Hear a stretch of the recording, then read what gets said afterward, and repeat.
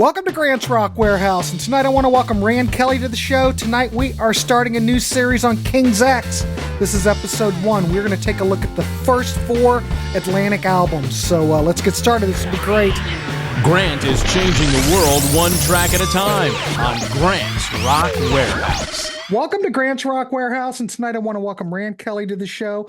Rand is back, and this is the first episode in a series that we are going to start with the band, the legendary band, the incredible band, King's X. So tonight we're going to look at the first 4 albums, and then next month we'll reconvene and do the next 4. They have 16 studio albums, 1 live album, and a live DVD. So there's a lot to cover here. So we thought in order to give King's X the proper experience, we probably should break them up. So as everyone knows, we talk about bands no one talks about here, and I don't think many people are talking King's X, but Rand and I will be doing a deep dive into their catalog, and Rand is a big fan, and who else would I have but the Prog master, the master of Prog, Rand Prog Kelly. Father. The Prog father, so to speak. So anyway, we're going to look at these first 4 albums. Rand, how are you? Nice to see you. I'm doing great. Excellent. Nice to see you. I'm glad to have you because this is good because for one, I know that you are a huge fan of King's X, and he said that, Grant, we should cover this. And I'm going, I've got a lot of King's X. I know I've got the first 4 covered, and I've got more after. I have to look. A lot of that extra later catalog, Rant, I don't have, but I will by the time we get there, and I will study up for it. But the first 4, good. I'm good. But anyway, Rand is here. We're going to talk King's X. Rand, how did you get turned on to this band? I mean, what was it about them that when you heard them, you just went, oh my God, these guys are great. What's your background? Yeah, good question. It was in 1988. I would go to my local record store in Eureka, California. The Works I've made famous because talk about Mike Patton working there. But anyways, at the time, I was buying these magazines called Kerrang, and they'd come in every week or every 2 weeks or something. I didn't subscribe to them. It just gave me an excuse to drive 20 miles to go to the store and, check out. At the time, I was buying cassettes. I didn't have a turntable. So anyways, I saw this band on the cover called King's X, and they said they were from Texas. And I said, oh my God, this is interesting because they really had these wild hairstyles and stuff because it was 88. And the cover said something about what if Rush and ZZ Top had a baby or something like that. And I went, well, I gotta hear this stuff, So I read all about them and everything. And then they released the album Out of the Silent Planet, which I will now show you the cover. And anybody who's into C.S. Lewis would know that that's from the Narnia Chronicles or something. But anyway, this is their first album, Out of the Silent Planet. And I put it on, and the first tune was called In the New Age.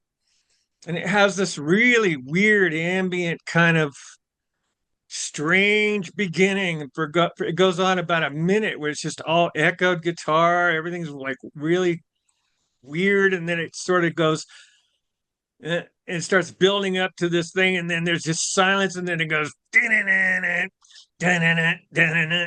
you got like 12-string bass by Doug Pinnick, killer guitar tone. Almost like I thought, my God, this Ty Tabor guy, he must eat and drink Robin Trower for years. He's got this sound. And the drummer is incredible too, Jerry Gaskell. So they're just a trio. And I just instantly fell in love with this group on that first song. But there's so many good songs on here. There's not a clunker in the entire catalog. I'll tell you that right now. But, well, when we get to the end of this series, Rand, we may rank them. But I'm going to wait till we reach the end. Okay. And, you're right. There's not a clunker in the catalog. Like I said, haven't heard everything, but I will by the time we get there. So, but But as far as these four albums that we're talking about tonight, there is not a clunker here. Just Yeah, different degrees of King's X. and they should have been huge, Grant. I mean, I know they did play Friday night at Woodstock in 1994, and if you've seen that video I on think I've YouTube, seen some of it. all MTV showed was them doing the cover of Manic Depression by Jimi Hendrix Experience, but they had an entire set, and they had a crowd of like 900,000 people, and hardly anybody knew who they were, and they Mhm. just stole the whole show as far as I'm concerned. For 94, and I taped everything on VHS. I have the whole entire concert, and I think King's X just absolutely just stole the whole show, or at least Friday night, because Mhm. Saturday and Sunday were pretty great too. But yeah, it was just they were just phenomenal. The sound that these three guys put out, and I mean Rush is three guys, and ZZ Top is three guys, and Jimi Hendrix were three guys, but King's X just they just have a wall of sound that they can create. I think it has a lot to do with Ty's guitar, but definitely Doug's 12-string hammer bass that he probably got the idea from Tom Peterson from Cheap Trick has one too. Well, also, what's his name from? We're talking. Well, yeah, it has to be Tom Peterson because we're talking 1988. That's way before Pearl Jam came on the scene, and Yeah. they used that 12-string bass in Jeremy, but this is That's way before that. So that's another thing I'd like to say is all those bands that got really famous and are no longer together right. worship these guys. They thought they were fantastic. They all became good friends. And me and my best friend who passed away, Bill Hughes, back in 1999, he always told me the Seattle sound was created in Katy, Texas. These guys. I can't argue with that. This guy here, Ty Tabor, I also noticed another thing too. He'll have these distorted low notes, and then he'll hit like a Stratocaster out of phase note on just on one note. So obviously, I think he's overdubbing in the recording studio just to get that one G note to kind of ring through all the different things he's doing on the first three strings, because he goes nuts doing that on this Mhm. album. I mean, it's just everywhere. So here we go. King's X wanted to be the heavy metal Beatles. I think they accomplished it I because they're think so, with Faith, Hope, but and not for Love, they did. popularity, huh? Faith, Hope, and Love, they did. That's very Oh, Beatly. yeah. Oh, God, yeah. I sang a lot with that stuff today while I was reintroducing myself to this music. Oh my God, you're right. It's very Magical Mystery Tour on It is. steroids, isn't It it? is. Yeah. Yeah, that dun dun dun dun.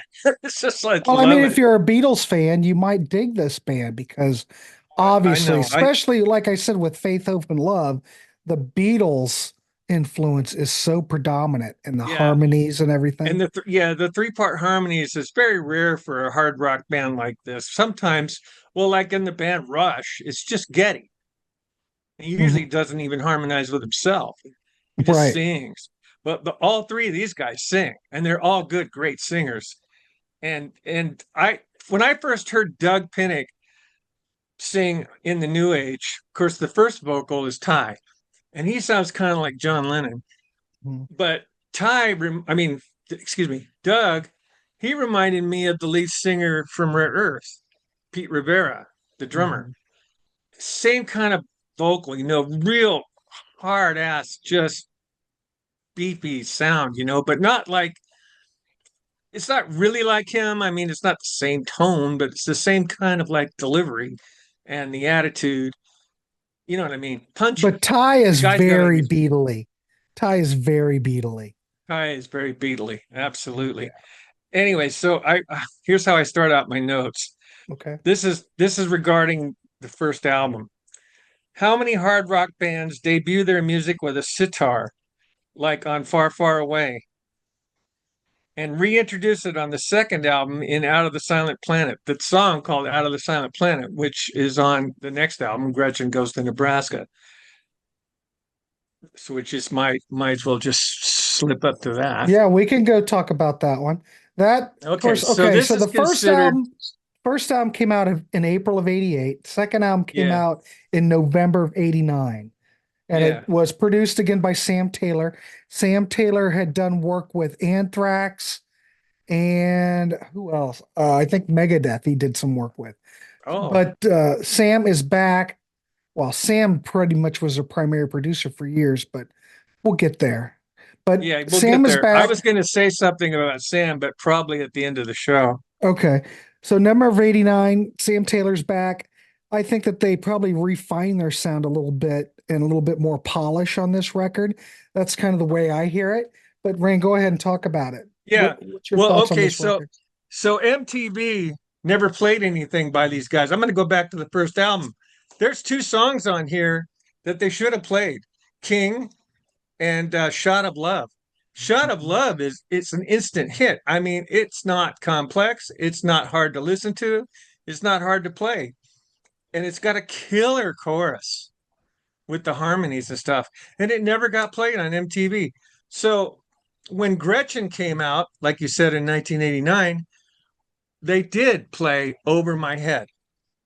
And it was played quite a bit for about 3 weeks because I used to watch it every day. I used to watch MTV. I worked graveyard shift and I would watch MTV and then get tired and go to bed. But I saw Over My Head a lot. It got played a lot. Well, And then it was gone. over my head, though, I want to say is one of the staples in their live act. And it's very Absolutely. catchy. Oh my God, the riff is Absolutely. unbelievable. And the chorus, one of their key tracks. And they still dig this track. I think it's Right. When I bought, oh, absolutely actually, brilliant, Rand. Brilliant. do you count a best of album as one of the albums, or is it just a compilation? I don't count it, but Okay, so best of King's X. we can touch upon it, but I Yeah, I wouldn't. forgot to bring it out, but maybe I'll do it on the next show. Best Well, of wait a King's minute, X Rand. kind of What year covers their career. when did that come out? That best of. Do you know what is it just the Atlantic stuff? Trying to remember. It's over there. I just can't Oh, get it's to all it right right. now. We'll talk about it later. No big deal. But anyways, they added some songs on that. And Hmm. there's a live version of Over My Head, which has profanity. And it's longer, way longer. But Doug loses it and does a lot of F bombs. That's not But that's nice. what he does. That's the kind of guy he is. He's just very free and That's pretty says what he free. wants. Okay, so what I was saying is, yeah, Over My Head got a lot of airplay. They should have been huge. Everybody was bragging about them. People were quoting in magazines and stuff like Metallica and stuff like that. They were saying this band they won't be able to find stadiums big enough to handle the crowd that's going to see this band. This was all happening during the release of this. Had a Mhm. lot of hype from musicians. And Eddie Trunk, God bless him, he was part of the Megaforce Records and stuff. And he was asked about King's X on Headbangers Ball or that rock show or whatever, Oh, that metal yeah. show. That metal show. And he said, here's what his quote was: King's X, he goes, musicians love them. He said the average rock fan either doesn't care or never heard of them Yeah. because they don't get airplay on the radio Mhm. ever. They didn't even get Over My Head on the radio in '89 when That's a MTV was crime. playing it. Yeah. They wouldn't play it in Eureka, California. So, anyway, so the songs on here are so good. Gretchen Goes to Nebraska. I mean, my God, Out of the Silent Planet has that 12-string bass beginning. There's sitar on it. Over My Head is such a great song. The video's killer. Summerland is a beautiful song about, I think, the afterlife. I don't know, but it's Everybody knows a little bit of something. It's pretty Summerland. self-explanatory. Summerland, I want to say is very melodic. Yes, Oh, Summerland is beautiful. it's Yeah, very deep song, so it might have something to do with the afterlife. I'm not sure. I and the haven't tried to listen to it. harmonies. on all these songs are just great, just absolutely great. Uh, the difference, I got something about that.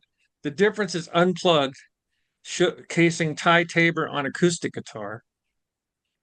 I'll Never Be the Same, which is the end of like side one if you had a album, is really great.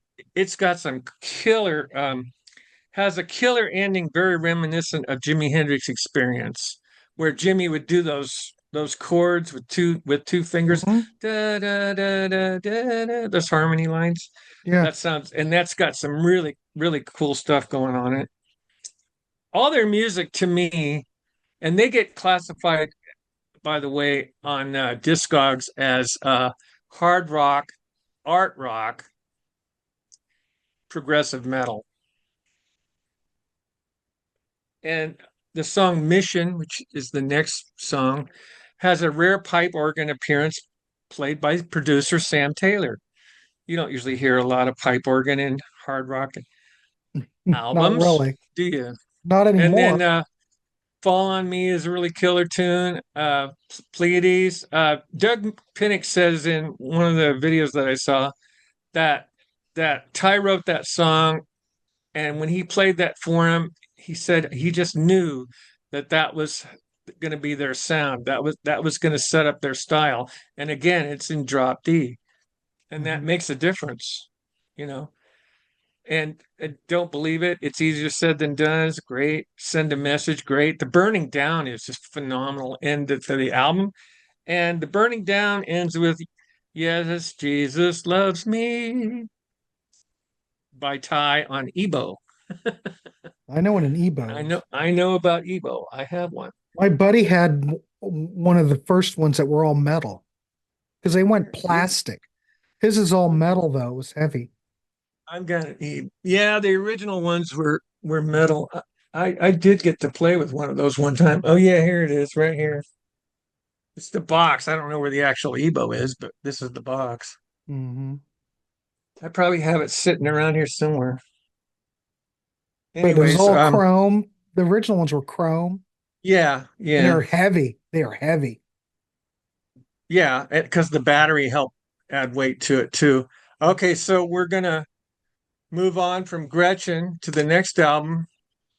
Wait a minute. I'm not really letting you talk about them. I, you pretty much said it. I think that, well, if we're looking at tracks, I think Over My Head, which we talked about, a staple for their live shows, very catchy riff, good chorus. Summerland, much more, melodic, more reflective, and it shows really their songwriting depth, I think. The Burning Down, I think that's another one. You got a driving rhythm, memorable lyrics. It's great. Um, but I think this album, it still maintains that heavy rock foundation, but I think this introduces a little bit more a melodic side to the band with the complex song structures that we have.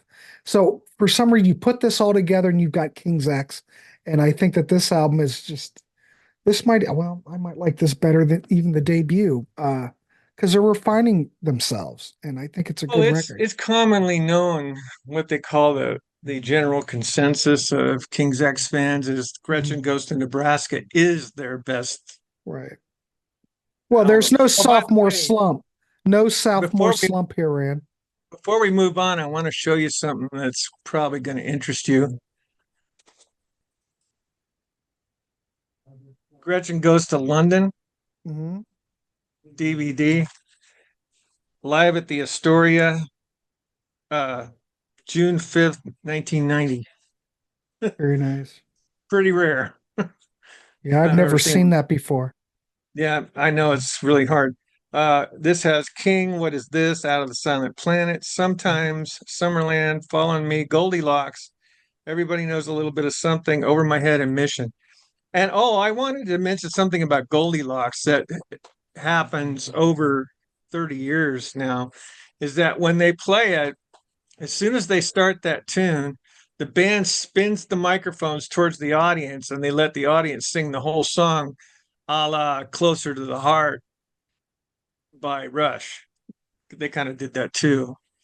but Rush sings it with the audience. King's X doesn't even open their mouths. They just let the entire crowd sing Goldilocks from start to finish.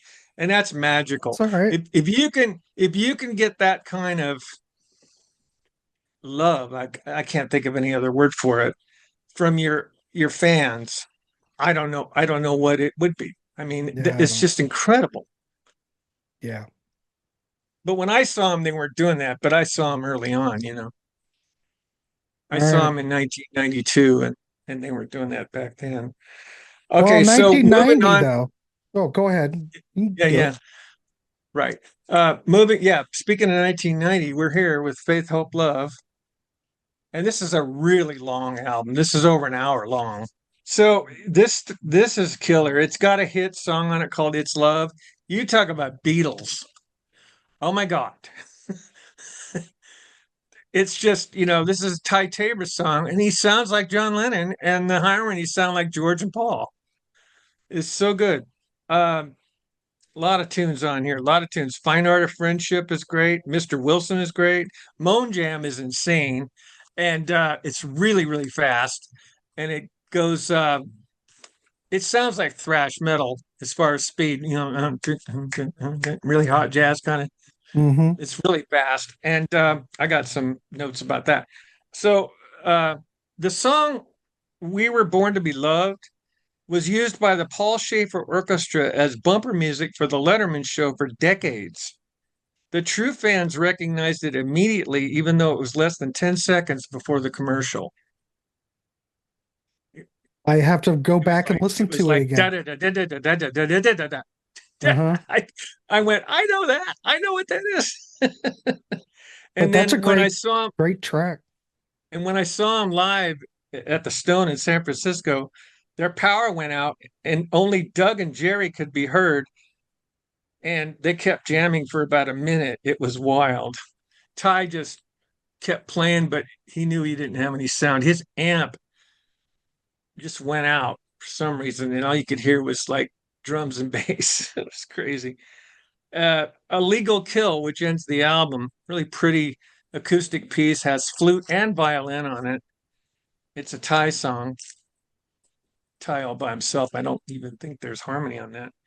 A Legal Kill ends with Hark the Herald Angels Sing in a melody. They don't actually say it, Mm-hmm. and has violin. Okay. So, any comments on Faith, Hope, Love? I think It's Love is my favorite King's X song because there's so much Beatles uh, It's also the influence on this longest song record. they ever wrote.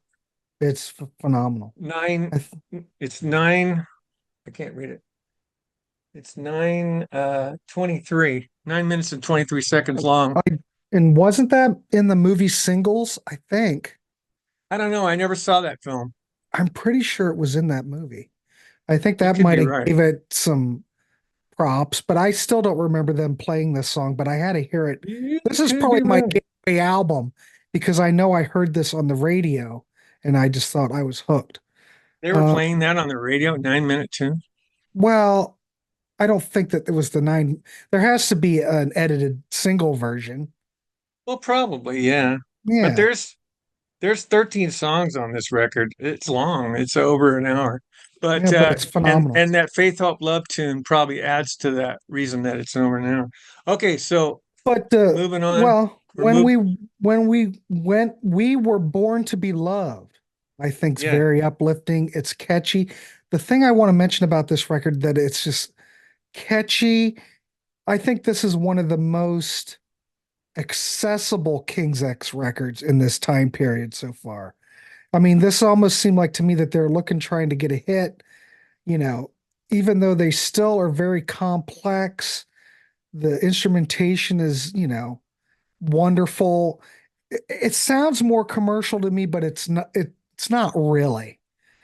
But man, you cannot deny that Beatles influence on this record. It's all over it. Oh yeah. So, but this It's so far I is my think favorite they album. I think they culminated their goal, and Mhm. it came out on that album. Mhm. Just It's Love and Faith Hope Love Enough. Just those two. You can tell they love the Beatles. Oh God, There's yes. no doubt about it. But this album did, we do have to mention this, that this album did get a lot more mainstream attention because its Yeah. love really did get recognized, even though they didn't break into the mainstream. I mean, they probably thought that this might be the record. It didn't happen because King's Well, X, as we know, MTV, does what they do, and they wouldn't conform to any kind of commercial pressure or anything. King's X just did what they did. one of their problems, I don't know if I should go into it yet or maybe Oh, later, all but right. it's just on my mind right now. Maybe I should say Do it. it. Go One of ahead. their one of their biggest problems is that you had two kinds of media saying two different things about this group. One kind of media was saying they're a Christian rock band because Ty Tabor said he believed in Jesus and called himself a Christian. And the other two never said that. So they always felt like, no, you're misunderstanding what we're all about. Ty is a Christian. We don't really make a thing out of it. Hmm. So the other part of the media was saying they're just a really good band that can't get airplay. And everybody's trying to figure out, well, if they're so good, how come they can't get on the radio? How come they can't get on cable uh, TV radio? Hmm. Like what they call music choice or whatever. You never hear King's X. I got a metal station here in Redding, California, that plays the most god awful metal you ever heard in your life with tons of growling and stuff like that every single day. I hardly ever tune in, but every time I ever did tune in, I never heard King's X. It's just that this band couldn't get arrested. It's so weird. I've seen him 4 times and talked to him twice. And in 2004 was the last time I saw him in San Francisco at a small little bar. And I walked up to the table when they were just sitting there doing a meet and greet, and they don't charge, they're just very friendly. And I said, how come you guys aren't more popular? You guys are so good. And Ty Tabor goes, well, that's the $64,000 question, isn't it, Rand? That's like, I felt like an idiot. But it's just a criminal thing because they influenced all those bands. Stone Temple Pilots, Soundgarden, Pearl Right. Jam, Yeah. Alice in Chains, all those groups up there in Seattle. Oh, these guys, their sound. And they admitted it. They told everybody, yeah, we love King's X. They're the Godfathers. They're it. They started it all. And you know, the band Nirvana came out in what, 91 with the big album Nevermore, Smells Like Teen Spirit and stuff. Nevermind came out in 91, changed everything. I Oh, never mind. I'm sorry. I hate that. I hate that band. I hate that album. I can't listen to that stuff. They drive me crazy. Okay. And I just always thought it was criminal that King's X couldn't get any kind of recognition from the media, and all of it went to Nirvana and the other bands that popped up after. But anyways, that's just me. Uh, Moving on to the fourth album, which Yep. happens to be my favorite, is Oh, the album King's X. It's got a little kid underneath the table with bread and wine, and the wine is spilling on his shoulder, and it looks like blood. Um, on the very first album, on Shot of Love, the lyrics are "See the bread, see the wine." It's like this picture was created after that. But anyway, so this is just, my God. I heard the world around me, and I just thought, holy crap! Again, drop D, but it starts out on F, which is the third fret of the guitar. Ty Tabor goes da da da da da da da da da da da da, and when they start singing, then they drop down into the D. It's so cool.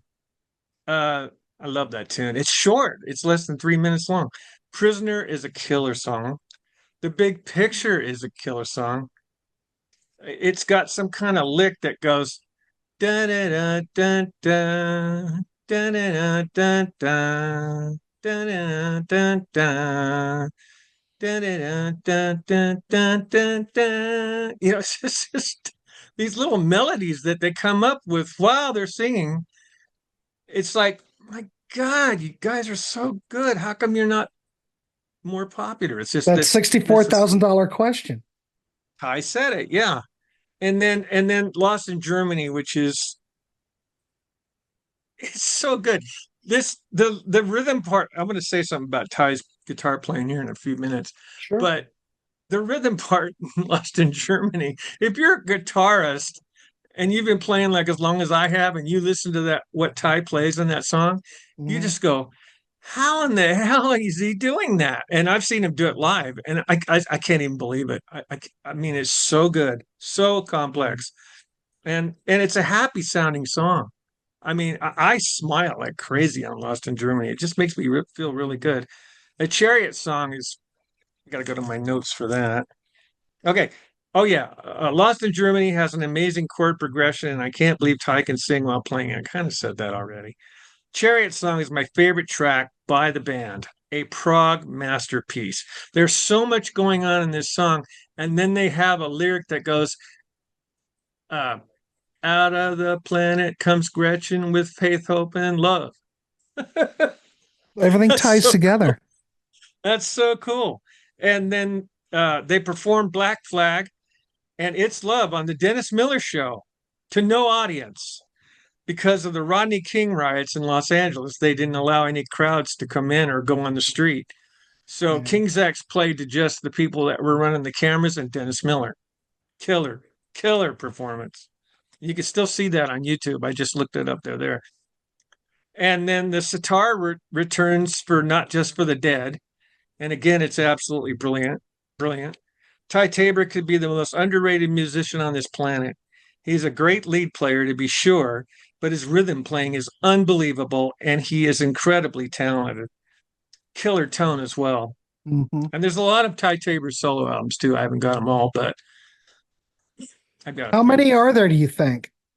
If I was I going down think to there's that about rabbit hole, how many I are there? think there's about 8. He started out Okay. with one called Naomi's Solar Pumpkin, and I've got Safety and Rock Garden, and I didn't get Solar Pumpkin.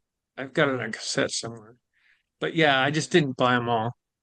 I love what he does. I just, it was a time where I couldn't afford everything. I hear you. Okay, so my culmination of this is not a bad song from the first 4 albums. King's X is my favorite. That album I just showed, the Yeah. self-titled.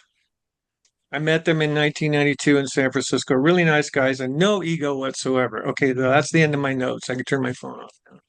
All right. Well, well, to me though, when you bring up this record, this is your favorite record, but mine is Faith, Hope, and Love because I like that little bit more commercial side of them, and I like the more Beatle type influence, the better. This record's okay, but it's a little bit uh what should I say? It's probably a little bit more darker, more experimental, which is fine. You're in the But majority, by the way. but It's like it take go for ahead. instance the song Black Flag.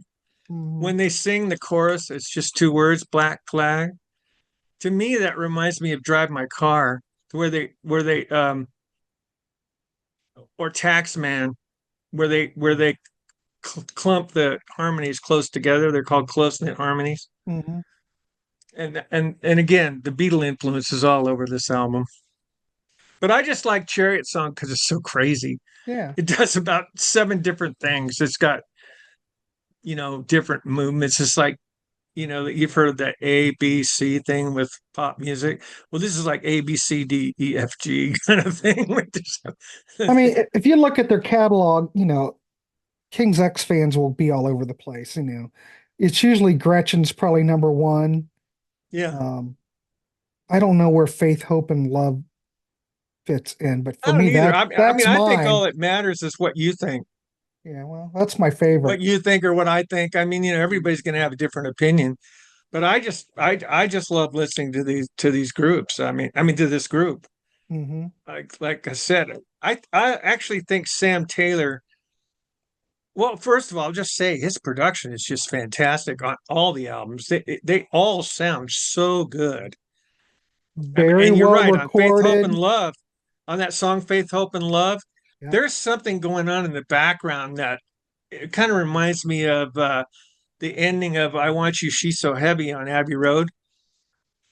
It's a wall of sound is going on, and it's so intense. Yeah. You can just hear it. It's just like it's just like that.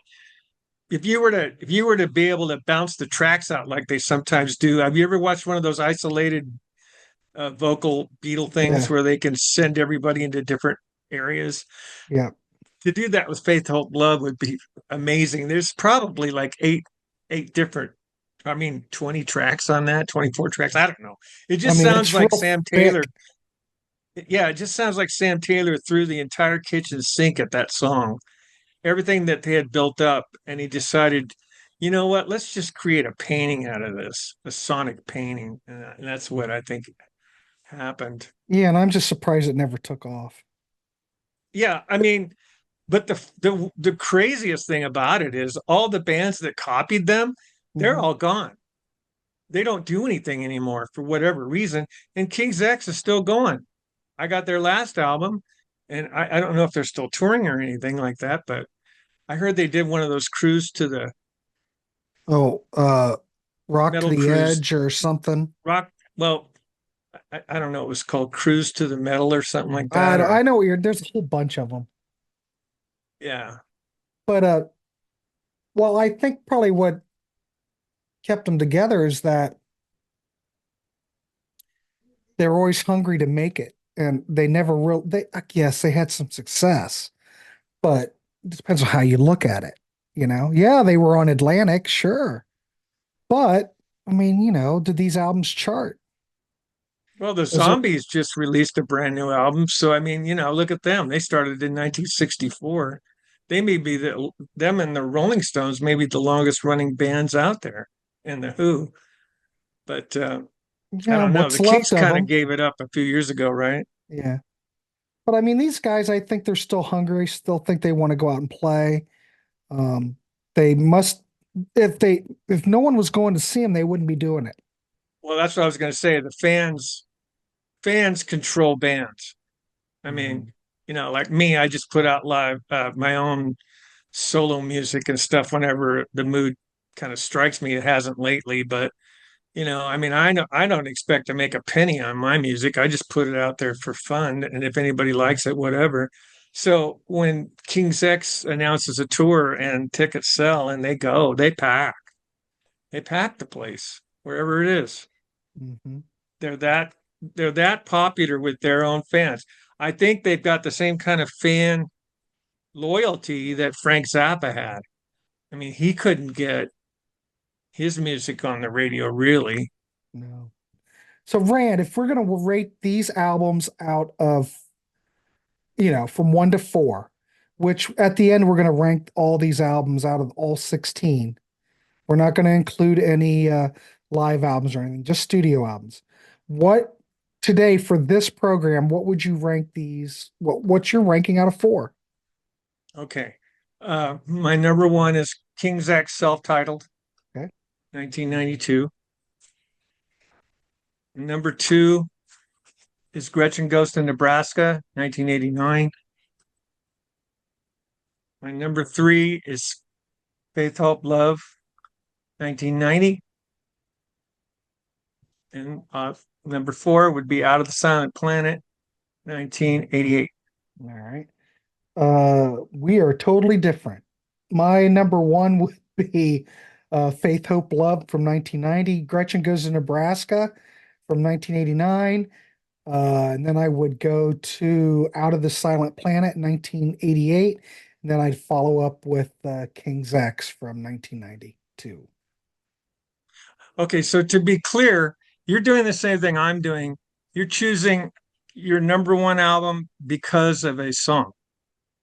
No, I correct? love the whole thing. I think Faith, Hope, Love is perfect because it's catchy, it's adventurous, it's proggy, it checks all the boxes, and there's so much Beatle influence there that I'm in. That's the most Beatlesque one of them all. That's true.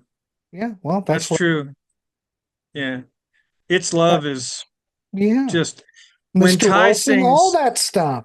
Jeez. yeah, when Ty sings the chorus to It's Love and goes, it holds it all together. That sounds just like John Lennon on Hey Bulldog. Yeah, I mean, it's almost, I don't think he's doing it on purpose. I just think it's a natural thing for him. But right. I think so too. That's just the way he sounds, and the influences just pour out of this band. Well, let's wrap this if, dog up. We've won an if you can hour. support the band in any way, I suggest you do, folks. If you like good hard rock and really well played music with great harmonies, buy their records because they're so good. Yep. Do what Let's Rand wrap this says. dog up, like And we I said. think any of these, you could start out with any of these records and be perfectly happy with any of these. Oh, Even though yeah. we have our favorites, but there's not a weak album in the bunch. So Well, I we would suggest that you're right on. I would, if I was going to tell somebody to like listen to a full album mm, who's never ever heard anything, I would choose Faith Hope Love. Sure. yeah. But, well, of course, that's what I'm going to recommend. But Yeah. anyway, go out and check it out. Let us know what you think in the comments. We will be covering the next four albums after this. We'll be doing that probably in October. So stay I was tuned for trying to that. remember. I was trying to remember what they were today. Dogman, Ear Candy, Tapehead, and Manic Moonlight, I think. I don't think I've got man. Maybe I do. I've got all the other ones. I may have to get that one. Yeah. I've got everything else. Oh, and Kinda. there's another one that I don't know where we're going to put it, but it was like the album that came out was supposed to come out before Hmm. um, Out of the Silent Planet, and they released it way later, called Black Like Sunday, Okay. and it's excellent. Why wasn't it released originally? They couldn't get a deal. I don't know what the deal was, but they finally released those songs. They could have been hung up in a contractual kind of thing, but Black Like Sunday is great because it's songs that were done back in '86 Hmm. when the band was totally unheard of. You've never heard that record, huh? I don't think so. Oh, it's really good. And I want to thank Rand Kelly for coming on the show tonight. Always a good discussion. Tonight's King X is some band that you may just want to check out. And if you do know the band, please leave a comment below. I always look at the comments, so I do want to hear from you. What's next in the warehouse? I don't know. So yeah, check out these King's X albums. Let us know how you feel, and we'll be back again on the warehouse. It's always something coming in. So stay tuned. Thank Please you. like, subscribe, and keep it clean, ladies and gentlemen. Keep it clean. Thanks, Rand. Thanks, Grant. Bye.